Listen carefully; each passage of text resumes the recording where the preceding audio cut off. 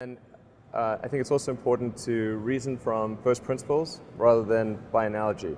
So the normal way that we conduct our lives is we reason by analogy.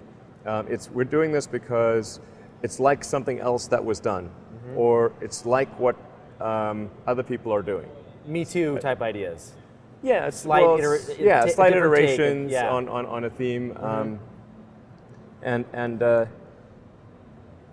it's because it's kind of mentally easier to reason by analogy rather than from first principles. But by first principles is kind of a physics way of looking at the world, and what that really means is you kind of boil things down to the most fundamental truths, and say, okay, what are we sure is true, or as sure as possible is true, and then reason up from there.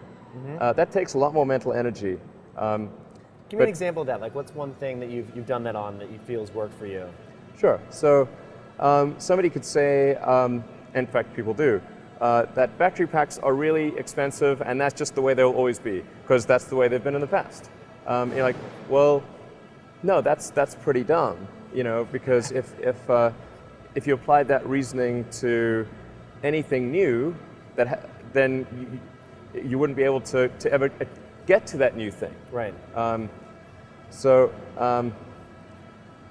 It's like you can't say, oh, horses, nobody wants a car because horses are great and we're used to them and they can eat grass and there's lots of grass all over the place, and there's no gasoline that people can buy, so people are never going to get cars. Right.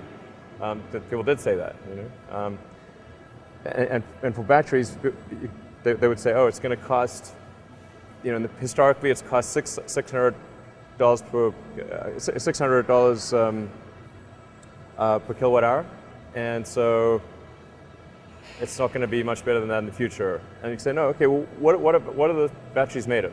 So first principles would be to say, okay, what are the material constituents of the batteries?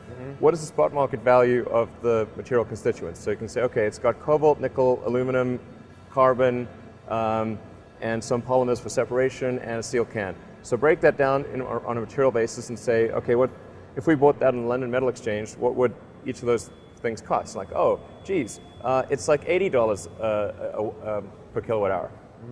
So clearly, you just need to think of clever ways to take those materials and combine them into the shape of a battery cell, and you can have batteries that are much, much cheaper than anyone realizes.